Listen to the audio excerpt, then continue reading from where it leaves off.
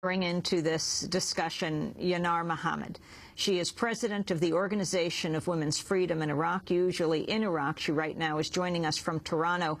Yanar, talk about this last more than 8 years of the invasion and the occupation. If I start with the basics, the Iraqi cities are now much more destroyed than they were, I would say, like 5 years ago. All the major buildings are still destroyed. If you drive in the streets of the capital, your car cannot survive more than 1 month because all the streets are still broken. So there was no reconstruction for the buildings, for the cities.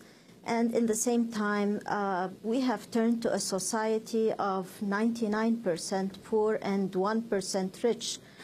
Due to the policies that were imposed in Iraq. While Iraq has more than 1 million widows, some of the counts say 1 million, some of the counts say 2 million widows.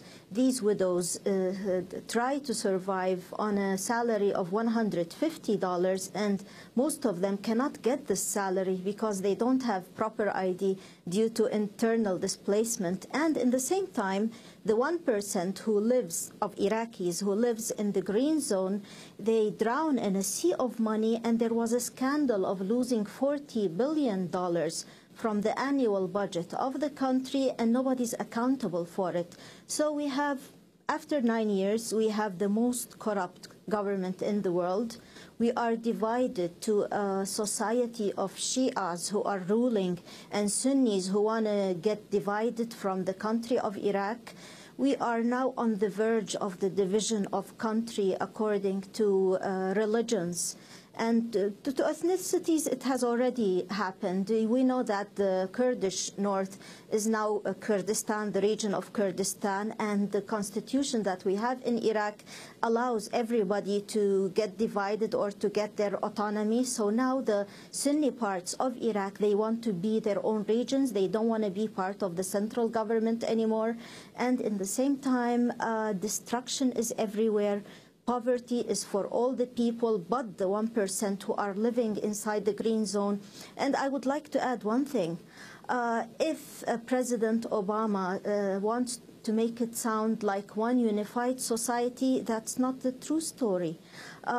We are living in a huge military camp where 1 million Iraqi men are recruited in the army, and on top of that, there's almost 50,000 militia members of the Sadr group and the other Islamist group who are not only local militias like army within the country, but they are now being exported to other countries to oppress the Arab Spring in Syria and maybe later on in other countries. We are not a united country because the Islamic Republic of Iran, which is another country, has the upper hand in Iraq, and the decisions that were done lately about who stays from the Americans and who doesn't stay inside Iraq was due to the pressure of the Islamic Republic of Iran. They are the decision makers in Iraq. And the biggest loser out of all of this are the women. Now, by the Constitution, there are articles that refer us to the Islamic Sharia when this was not in action in the times of the previous regime. Under Islamic Sharia, women are worth half a man legally and one quarter of a man socially in a marriage, and we still suffer under this. As a women's organization, we daily meet women who are vulnerable to being bought and sold in the flesh market. We see widows who have no source of income and nobody to get them IDs for themselves and their children because they have been internally displaced. So poverty and discrimination against women has become the norm, and the government doesn't care much about this. They talk about it a lot, but not much is being done about it. I'd like to ask you on another matter. We had a quote earlier in the show from President Obama saying that unlike historical empires of the past, the United States doesn't go into countries for territory or resources, but because it's right. Could you talk to us about what has happened to the resources of Iraq, to the oil of Iraq.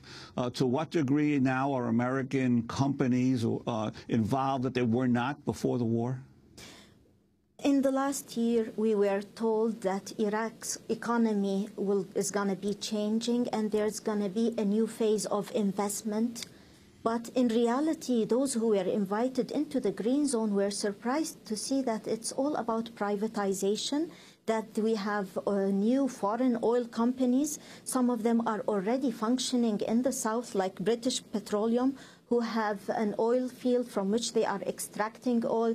They are beginning they have brought some foreign workers to work in there, and they have a totally discriminatory workplaces where the foreigner is paid much more than the Iraqi. I was told that the foreigners are paid in the thousands of dollars monthly, while an Iraqi employee is paid something like $400. And even the workplaces are very discriminatory and racist in the sense that the foreigner workers are treated much better than the Iraqi employees. And the question is, how did they get these foreign oil companies to come into Iraq? Like British Petroleum is one of them. It has many oil fields. It's functioning. It's extracting Iraqi oil. On which terms, we, the Iraqi people, don't know.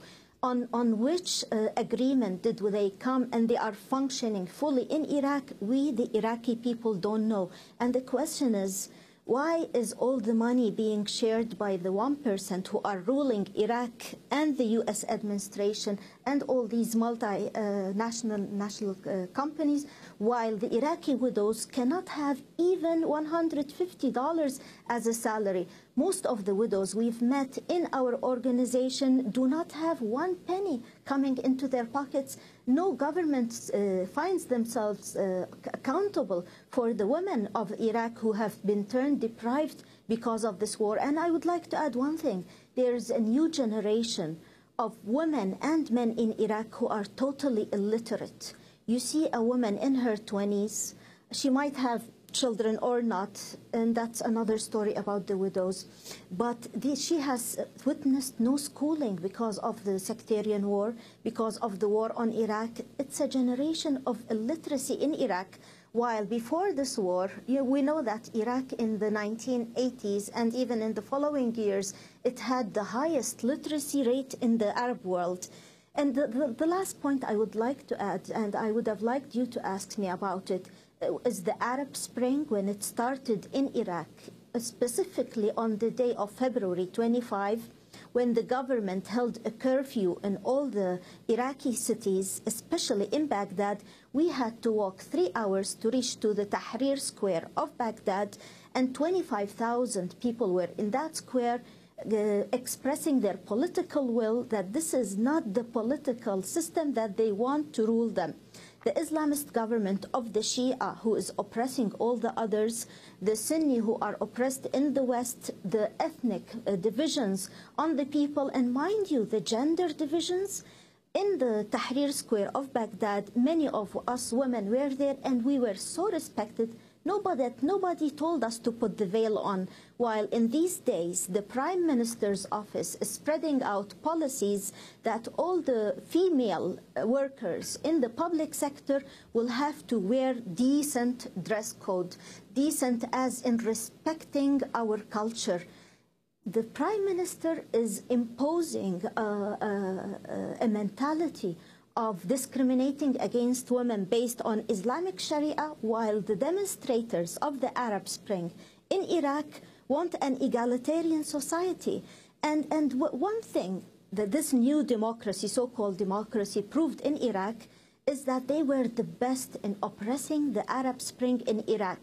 They sent us police, army, and anti-riot groups to shoot us with live ammunition in the Tahrir Square. They detained and they tortured hundreds and thousands of us demonstrators. And this is because we only led a free demonstration. And this is not only one demonstration. All the Fridays since the beginning of February have witnessed demonstrations in the main squares of Iraq: Baghdad, Suleymaniya, Basra, Samarra. all of Baghdad, people went into the squares and there were no slogans of asking for a religious government. The U.S. administration came into Iraq, it divided the Iraqi people according to religion, according to their sect, according to their ethnicity. It's divide and conquer. And now the women are the biggest loser in all of this. We went to the Iraqi squares, we demonstrated. The Arab Spring was there very strongly, but got oppressed in ways that were new to Iraqi people. Anti-riot police of the American style was something that we witnessed there.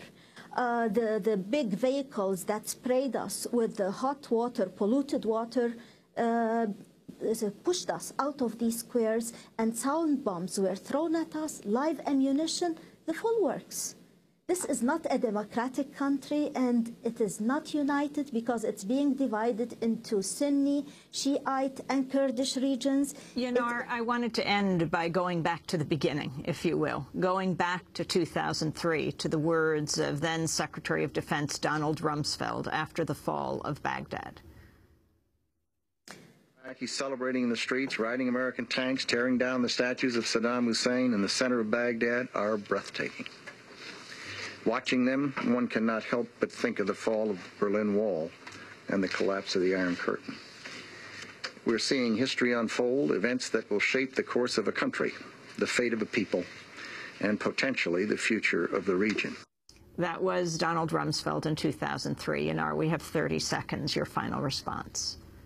I think that the victims and the parents of the victims of this war, the 500,000 dead of this war, were not invited to the celebration of the U.S. and the military in Baghdad. They should have been invited to give their say about this Iraqi war that left their families hungry and poor and really unable and helpless. Yanar Mohammed, I want to thank you for being with us, President of the Organization of Women's Freedom in Iraq. This is Democracy Now!, democracynow.org, the War and Peace Report. We'll be back in a minute.